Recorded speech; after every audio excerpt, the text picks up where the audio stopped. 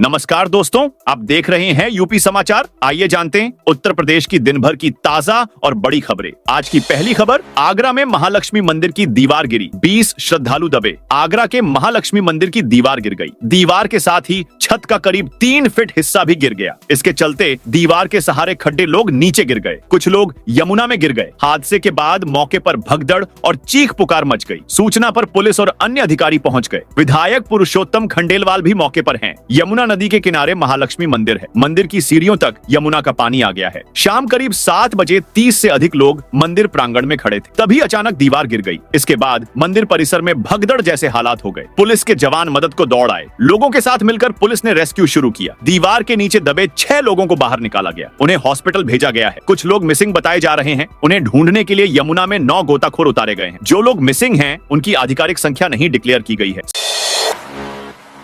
CM योगी ने आपदा प्रभावित राज्यों के साथ खड़े होने का दिया संदेश। सीएम योगी ने मंच से कहा, आज हम उत्तराखंड, पंजाब और हिमाचल प्रदेश के आपदा प्रभावित क्षेत्रों के लिए राहत सामग्री भेज रहे हैं। संकट की इस घड़ी में हम उनके साथ खड़े हैं। पूरा देश एक भारत श्रेष्ठ भारत की भावना से एक दूसरे की मदद के लिए तत्पर है। उन्होंने आगे कहा, हाल ही में उत्तराखंड में बादल फटने से काफी नुकसान हुआ है। ऐसे में उत्तर प्रदेश सरकार की ओर से उत्तराखंड सरकार को 5 करोड़ और हिमाचल सरकार को 5 करोड़ रुपए उनके राहत कोष में दिए जा रहे हैं। वही आयोजित कार्यक्रम में उन्होंने 48 ट्रकों में भरी राहत सामग्री को आपदा प्रभावित राज्यों के लिए रवाना किया।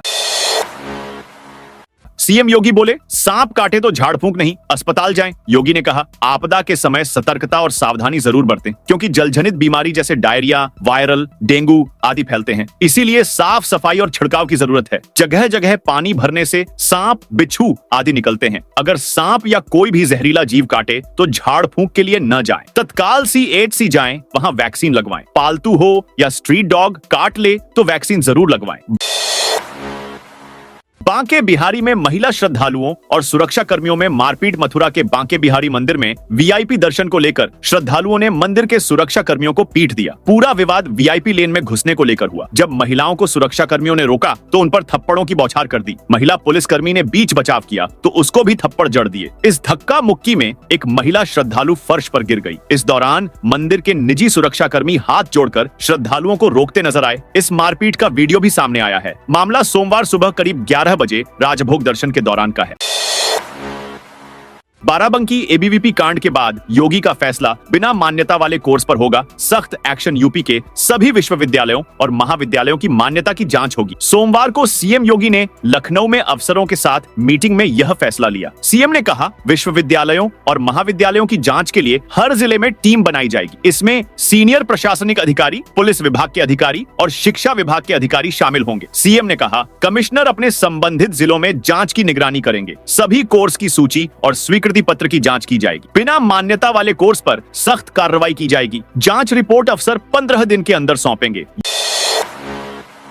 यूपी में बारिशबार का दौर जारी है। वर्तमान में प्रदेश में लगभग 48 जिले बाढ़ की चपेट में है। 41,000 हेक्टेयर से अधिक भूमि जलमग्न हो चुकी है। कन्नौज में सोमवार दोपहर भारी बारिश हुई। इस दौरान 700 साल पुराने मकबरे की दीवार ढह गई। चपेट में आने से 3 मकान क्षतिग्रस्त हो गए। मलबे में 5 बाइकें दब गईं। वहीं गंगा, यमुना समेत नदियों का बढ़ता जलस्तर लोगों के लिए मुसीबत बन गया है। मथुरा और शाहजहांपुर में आज 12वीं तक के स्कूल बंद कर दिए गए हैं। वहीं प्रयागराज के घरों में बाढ़ का पानी घुस गया। हथिनी कुंड बैराज से पानी छोड़े जाने के बाद मथुरा के वृंदावन में हालात बिगड़ गए हैं। करीब 50% इलाका बाढ़ प्रभावित है। राधा वल्लभ मंदिर में पानी भर गया। बांके बिहारी मंदिर से यमुना की दूरी 600 मीटर है, लेकिन अब महज 100 मीटर रह गई, यानी 500 मीटर बाढ़ का पानी पहुंच गया। वहीं आज 25 जिलों में बारिश का अलर्ट, जिसमें महोबा, बांदा, हमीरपुर, जालौन, कानपुर नगर, ललितपुर, झांसी, इटावा, आगरा, फिरोजाबाद, मैनपुरी, एटा, हाथरस, मथुरा, कासगंज, सुल्तानपुर, अयोध्या, कानपुर देहात, उन्नाव, औरैया, लखनऊ, बाराबंकी,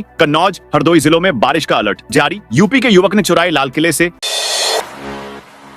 सोने के कलश। दिल्ली के लाल किला परिसर से 1.5 करोड़ रुपए के 2 स्वर्ण कलश चुराने वाले 3 आरोपी यूपी के हापुड़ से गिरफ्तार हुए हैं। रविवार रात 2 बजे दिल्ली पुलिस की टीम ने आरोपी के घर पर दबिश दी और उसे पकड़कर दिल्ली ले गई। आरोपी की पहचान असौड़ा गांव निवासी भूषण वर्मा, बड़ा बाजार निवासी अंकित पाटिल और गौरव वर्मा के रूप में हुई है। दिल्ली पुलिस के मुताबिक भूषण कलश चुराने का एक्सपर्ट है। साल भर पहले उसने दिल्ली के लाल मंदिर और फिर अशोक विहार के मंदिर से कलश चुराया था। उस पर 5 मुकदमे दर्ज हैं। लखनऊ में एलडी अब खुद करेगा, बेनामा किसानों को मिलेगा एक मुश्त मुआवजा। लखनऊ विकास प्राधिकरण ने भूमि अधिग्रहण प्रक्रिया में बड़ा बदलाव करते हुए अपनी सभी नई योजनाओं में बेनामा रजिस्ट्री की प्रक्रिया अब स्वयं करने का निर्णय लिया है। अब तक यह प्रक्रिया जिला प्रशासन और अर्जन विभाग के माध्यम से होती थी। किसानों की शिकायतों और पारदर्शिता की आवश्यकता को देखते हुए एलडीए ने यह नई व्यवस्था लागू करने का फैसला किया है। एलडीए बोर्ड में यह प्रस्ताव पास हो चुका है और अब इसे योजनाओं में लागू किया जाएगा। मुख्तार अंसारी के बेटे अब्बास के दोबारा हाईकोर्ट पहुंचते ही मिली विधायकी। मुख्तार अंसारी के बेटे अब्बास अंसारी को दोबारा हाईकोर्ट पहुंचते ही विधायकी फिर से मिल गई। उत्तर प्रदेश विधानसभा सचिवालय ने सोमवार की शाम अब्बास की विधायकी बहाल करने का आदेश जारी कर दिया। इससे ठीक पहले सोमवार की सुबह अब्बास विधायकी बहाल कराने हाईकोर्ट पहुंचे थे और याचिका भी दायर कर दी थी। अब्बास अंसारी को हेट स्पीच के मामले में 31 मई 2025 को 2 साल की सजा सुनाई गई थी। इसके कारण उसी दिन उनकी विधानसभा सदस्यता समाप्त कर दी गई थी। इसके बाद 1 जून 2025 को उनकी सीट को रिक्त घोषित किया गया था। धीरेन्द्र शास्त्री हजरत ए आदम की औलाद, बोले मौलाना शहाबुद्दीन पंडित। धीरेन्द्र कृष्ण शास्त्री के कन्वर्टेड मुसलमान वाले बयान पर मुस्लिम समुदाय में गुस्सा है। ऑल इंडिया मुस्लिम जमात के राष्ट्रीय अध्यक्ष मौलाना शहाबुद्दीन रजवी बरेलवी ने सोमवार को कहा, दुनिया में सबसे पहले हजरत आदम आए और तमाम इंसानियत उनकी ही औलाद है। धीरेन्द्र शास्त्री भी आदम की ही औलाद है। असली नकली का फर्क करने वाला खुद नकली होता है। सांसद भाई ने टिकट नहीं दिलवाया तो ससुर ने पीटा यूपी के फर्रुखाबाद से। भाजपा सांसद मुकेश राजपूत की बहन से मारपीट मामले में पुलिस ने आरोपी ससुर को गिरफ्तार कर लिया। रविवार को कासगंज में भाजपा सांसद की बहन को ससुर और 2 देवरों ने बीच सड़क पीटा था। बाल खींचकर डंडे बरसाए थे। सांसद की बहन ने दोपहर 3 बजे FIR दर्ज कराई। शाम 4 बजे पुलिस पहुंची। यह देखकर दोनों देवर फरार हो गए, जबकि आरोपी ससुर ने घर की दूसरी मंजिल पर बने कमरे में खुद को बंद कर लिया। 16 घंटे तक 2 पुलिसकर्मी दरवाजे के पास खड़े रहे। यूपी में अवैध कॉलोनियां बसाने वालों पर होगी कार्रवाई। योगी सरकार शहरों में अवैध कॉलोनियां बसाकर करोड़ों रुपए कमाने वालों पर शिकंजा कसने जा रही है। बिना लेआउट के बस रही कॉलोनियों पर रोक लगाई जाएगी और पुरानी कॉलोनियों के जिम्मेदारों पर कार्रवाई की जाएगी। यह भी देखा जाएगा कि जो कॉलोनियां पात्रता के दायरे में आ रही हैं, उन्हें कैसे वैध किया जा सकता है। इसके लिए रेजिडेंट वेलफेयर एसोसिएशन को मौका दिया जाएगा। योगी ने दिव्यांग ऊधम यादव को इलेक्ट्रॉनिक छड़ी दी। सीएम योगी ने सोमवार को लखनऊ में जनता दर्शन किया। उन्होंने प्रदेश भर से आए पीड़ितों की शिकायतें सुनी और उचित कार्रवाई का आश्वासन दिया। प्रयागराज के CRPF जवान सहित 50 से अधिक पीड़ित पहुंचे। सहारनपुर से आई महिला ने बताया कि उनके पास राशन कार्ड नहीं है। जब वे राशन लेने गईं, तो राशन डीलर अभद्रता करता है। इस पर मुख्यमंत्री ने कार्रवाई के निर्देश दिए। सीएम ने चेताया कि हर जनसेवक आमजन से व्यवहार ठीक रखें। किसी भी तरह का दुर्व्यवहार बर्दाश्त नहीं होगा। सुल्तानपुर में पूर्व विधायक की प्रतिमा को लेकर बवाल। सुल्तानपुर में 25 साल पहले लगी पूर्व विधायक इंद्रभद्र सिंह की प्रतिमा को लेकर भाजपा विधायक और भाजपा MLC आमने सामने आ गए हैं। जिले में मूर्ति विवाद चर्चा का विषय बना हुआ है। भाजपा विधायक विनोद सिंह ने जहां शासन प्रशासन को प्रतिमा हटवाने का पत्र लिखा है, वहीं भाजपा MLC देवेंद्र प्रताप सिंह प्रतिमा के बचाव में उतर आए हैं। दोनों के लेटर भी सामने आए हैं। भाजपा विधायक विनोद सिंह ने लिखा है, सरकार का आदेश है कि किसी भी सार्वजनिक स्थल पर अतिक्रमण बर्दाश्त नहीं होगा। अगर ऐसा होता है तो उसको हटाने की जिम्मेदारी प्रशासन की होगी। ऐसा ही एक मामला जिले का भी है। वहीं भाजपा MLC देवेंद्र प्रताप सिंह ने लिखा, बदले की भावना से की गई शिकायतों के रिजल्ट भयानक हो सकते हैं। होमगार्ड ने शराब न मिलने पर ठेके में लगाई आग। मेरठ के द्वाराला थाना क्षेत्र में डायल 112 पर तैनात होमगार्ड ने शराब न मिलने पर शराब के ठेके में आग लगा दी। घटना शनिवार देर रात की है। पूरी घटना का CCTV भी सामने आया है। इसमें होमगार्ड ठेके में आग लगाते नजर आ रहा है। इसमें दिख रहा है कि नंगे पांव एक युवक खाकी रंग की पैंट पहने और ब्लैक रंग की बनियान पहने कर आता है। इस दौरान उसने अपने सिर को गमछे से बांध रखा है। वह शराब की दुकान पर इधर उधर देखता है, फिर शीशी में से पेट्रोल निकालता है और दुकान के बाहर छिड़क देता है। इसके बाद जेब से माचिस निकालता है और आग लगा देता है।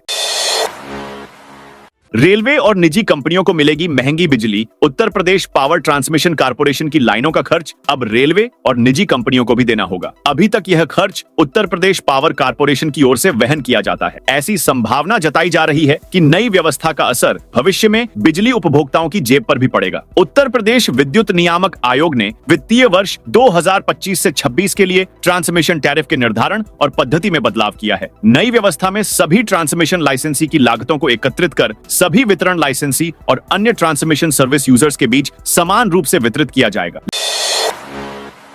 लखनऊ में ऑटो पार्ट्स की दुकान में लगी आग। लखनऊ में ऑटो पार्ट्स की दुकान में भीषण आग लग गई। आग की लपटें करीब 50 फीट ऊपर तक उठी। लपटों को देखकर स्थानीय लोगों ने फायर ब्रिगेड को सूचना दी। फायर ब्रिगेड ने 5 गाड़ियों की मदद से करीब 2 घंटे में आग पर काबू पाया। घटना गोसाईगंज कस्बे में रविवार रात करीब 12:50 पर हुई। फायर ब्रिगेड की प्रारंभिक जांच में पता चला है कि शॉर्ट सर्किट से आग लगी। आग से कोई जनहानि नहीं हुई। करीब 1 करोड़ रुपए का सामान जलकर राख हो गया है। यूपी में 28 आईपीएस अफसरों के तबादले। उत्तर प्रदेश शासन ने सोमवार को 28 आईपीएस अधिकारियों के तबादले किए हैं। इस फेरबदल में बिजनौर जिले के 2 नव प्रमोट आईपीएस अधिकारियों को नई जिम्मेदारियां दी गई हैं। बिजनौर में एसपी सिटी के पद पर तैनात संजीव वाजपेयी को 43वीं वाहिनी पीएसी में सेना नायक बनाया गया है। वहीं एसपी ग्रामीण विनय सिंह को पुलिस अधीक्षक स्पॉट टीम एटीएस लखनऊ की जिम्मेदारी सौंपी गई है। लखनऊ में अनिल मिठास की 100 करोड़ की संपत्ति। कुर्क लखनऊ में रियल एस्टेट कारोबारी अनिल मिठास की 100 करोड़ 6 लाख रुपए की संपत्ति प्रवर्तन निदेशालय ईडी ने कुर्क कर दी है। अनिल उन्नति फॉर्च्यून होल्डिंग्स लिमिटेड की अरण्य परियोजना में कंपनी के मुख्य प्रमोटर हैं। ईडी ने जांच यूपी पुलिस द्वारा दर्ज विभिन्न एफआईआर के आधार पर शुरू की थी। इनमें यूएफएचएल, अनिल मिठास, मधु मिठास और कंपनी के अन्य शीर्ष अधिकारियों पर धोखाधड़ी और हेराफेरी का आरोप लगाया गया था। अनिल न्यायिक हिरासत में है। प्रयागराज 781 पंचायत सहायकों की जाएगी नौकरी। प्रयागराज के 781 पंचायत सहायकों की नौकरी जाएगी। दरअसल सोमवार को प्रयागराज के डीपीआरओ रविशंकर द्विवेदी पंचायत सहायकों की हाजिरी चेक कर रहे थे, जिसमें 781 पंचायत अनुपस्थिति पाए गए। जांच में 603 सहायक मौजूद मिले। इसके बाद उन्होंने तत्काल इनकी सेवा समाप्त किए जाने का निर्णय लिया। डीपीआरओ रविशंकर द्विवेदी की ओर से बताया गया है कि अनुपस्थित और लापरवाह सहायकों की सेवा समाप्त कर दी जाएगी। वहीं सरकार का भी स्पष्ट आदेश है कि लापरवाही करने वाले पंचायत सहायकों की सेवा समाप्त कर दी जाए।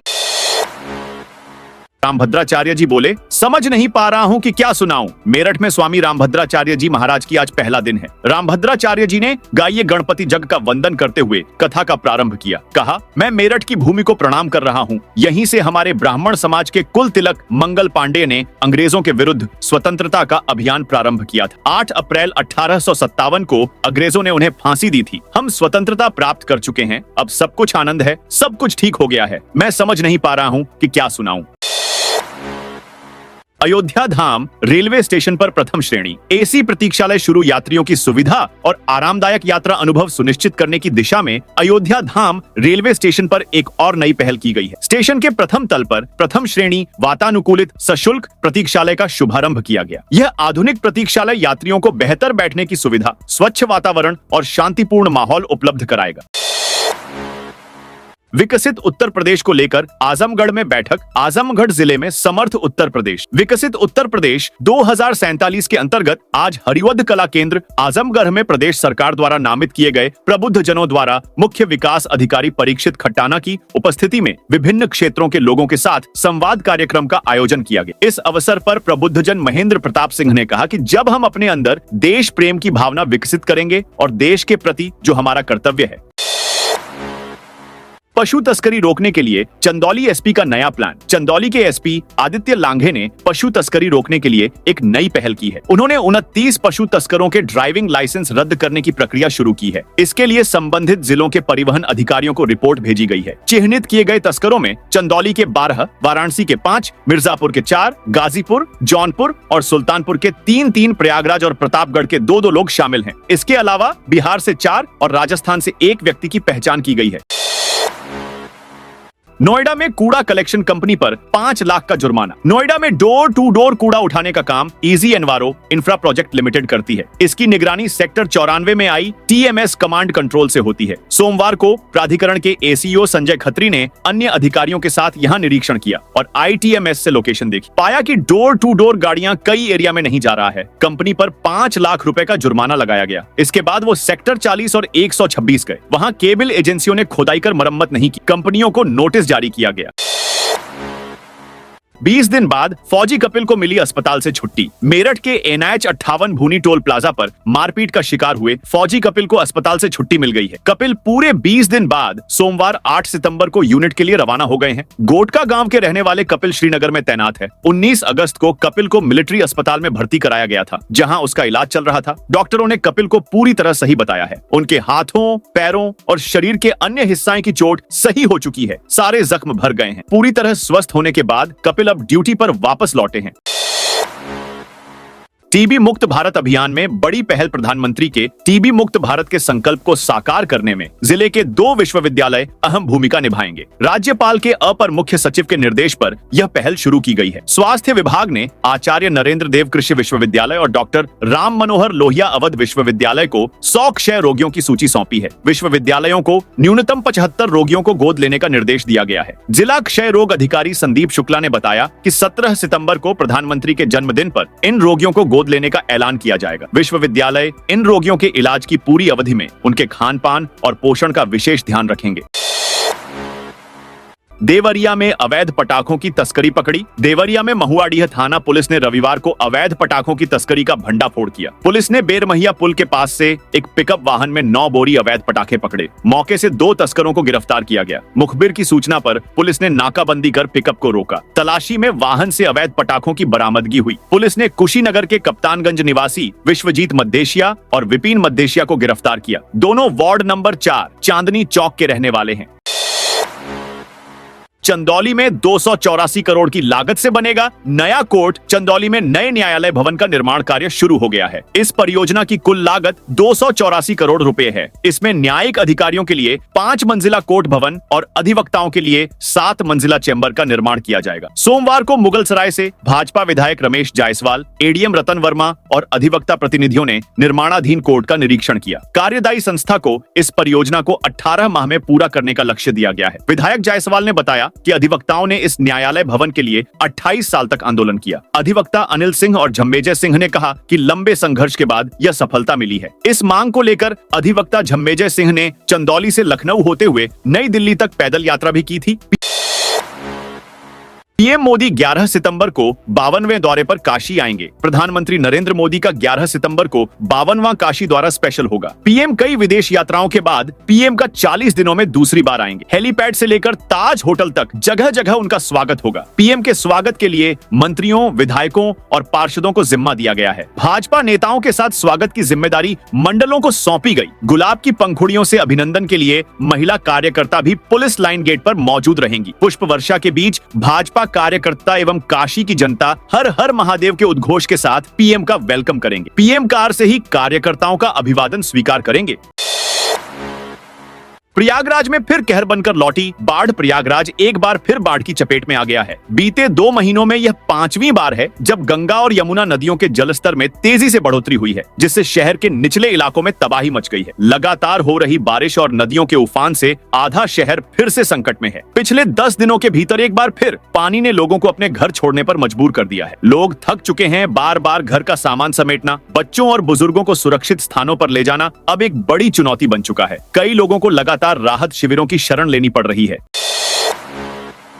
नोएडा ग्रेनो में आएगी आईटी भूखंड योजना। आईटी कंपनियों को ग्रेटर नोएडा में निवेश करने का मौका मिलेगा। ग्रेटर नोएडा प्राधिकरण आईटी सेक्टर के लिए भूखंडों की योजना लाने जा रहा है। इसके लिए सेक्टर टेक्सोन और नॉलेज पार्क 5 में जगह चिन्हित कर ली गई है। इस महीने योजना शुरू कर दी जाएगी। प्राधिकरण के अधिकारी के मुताबिक आईटी भूखंडों की योजना में 1, 4, 10 और 20 एकड़ के कुल 5 भूखंड होंगे। 10-10 एकड़ के 2, 20 एकड़ का 1 भूखंड सेक्टर टेक्सोन और 1 एकड़ और 4 एकड़ के 1 एकड़ भूखंड सेक्टर नॉलेज पार्क 5 में होंगे।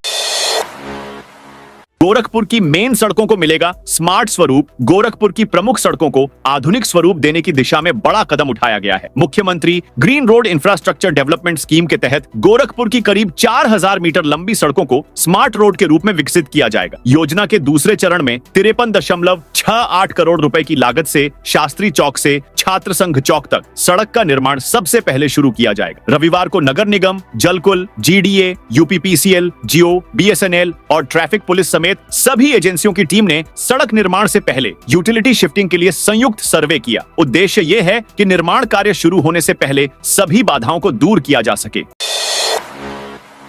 वाराणसी में सुमेरु पीठाधीश्वर बोले, अमेरिका मानवता का शत्रु है। देश में धर्मांतरण, दूषित राजनीति, एक दूसरे पर कटाक्ष, मंदिरों पर कब्जा सहित कई मुद्दों पर संतों ने बैठक की। सुमेरु पीठ के पीठाधीश्वर जगत गुरु शंकराचार्य स्वामी नरेंद्रानंद सरस्वती की अध्यक्षता में संतों और दांडी सन्यासियों ने सरकार के सामने 5 मुद्दे रखे। शंकराचार्य ने कहा कि एक संतों की टोली बनेगी जो पूरे देश में भ्रमण कर गोहत्या पर रोक और धर्मांतरण पर प्रतिबंध लगाएगी। पितृपक्ष में बदला वाराणसी का ट्रैफिक नियम। वाराणसी में पितृपक्ष के अवसर पर प्रशासन ने तीर्थ यात्रियों और टूरिस्ट बसों को राहत दी है। अब 15 दिन तक इन बसों पर लगाया गया प्रतिबंध हटा लिया गया है। शहर में रात 10 बजे से सुबह 8 बजे तक बसों का प्रवेश पूरी तरह प्रतिबंध मुक्त रहेगा। इसके अलावा दिन में भी यात्रियों की सुविधा को देखते हुए कुछ मार्गों से बसों को प्रवेश की अनुमति दी गई है। एडीसीपी ट्रैफिक अंशुमान मिश्रा ने बताया कि तीर्थ यात्रियों और टूरिस्टों की भीड़ को ध्यान में रखते हुए यह निर्णय लिया गया है। उन्होंने बताया कि बसें लहरतारा से कैंट ओवरब्रिज होते हुए लकड़ी मंडी, गोलगड्डा चौराहा, कजाकपुरा, भदौचुंगी मार्ग से भैंसासुर घाट तक पहुंचेंगी। यह मार्ग विशेष रूप से तय किया गया है ताकि शहर के भीड़भाड़ वाले क्षेत्रों पर दबाव न बढ़े और यातायात व्यवस्था प्रभावित न हो। मथुरा में बाढ़ और बारिश के चलते स्कूल बंद मथुरा में यमुना नदी का जलस्तर लगातार बढ़ रहा है। तटीय इलाकों से निकलकर अब पानी शहर के भीतर तक पहुंच गया है। हालात को देखते हुए जिला विद्यालय निरीक्षक रविंद्र सिंह ने रविवार को आदेश जारी किया कि सोमवार 8 सितंबर को जिले के कक्षा 1 से 12 तक के सभी स्कूल बंद रहेंगे। आदेश में कहा गया है कि अत्यधिक बारिश और बाढ़ प्रभावित क्षेत्रों में पढ़ने वाले छात्रों की सुरक्षा सर्वोपरि है। इसी कारण जिलाधिकारी के निर्देश पर यह फैसला लिया गया है। प्रशासन ने साफ किया है कि बच्चों की जान को खतरे में डालते हुए स्कूल खोलने का जोखिम नहीं लिया जा सकता। गाजीपुर में सपा खाद बिजली को लेकर बड़ा प्रदर्शन करेगी। गाजीपुर के बंसी बाजार स्थित डॉक्टर लोहिया मुलायम सिंह भवन में समाजवादी पार्टी की जिला कार्यकारिणी ने की अहम निर्णय ली। इस दौरान महंगाई, भ्रष्टाचार और पुलिस उत्पीड़न के मुद्दों पर चर्चा हुई। जिलाध्यक्ष गोपाल यादव ने बताया कि किसानों की खाद और बिजली की समस्याओं को लेकर जिला मुख्यालय पर बड़े प्रदर्शन करने का निर्णय लिया गया। कार्यकर्ताओं ने 2027 में समाजवादी पार्टी के राष्ट्रीय अध्यक्ष अखिलेश यादव को मुख्यमंत्री बनाने का संकल्प लिया। तो दोस्तों, यह थी आज उत्तर प्रदेश के सभी जिलों की दिन भर की ताजा और बड़ी खबरें।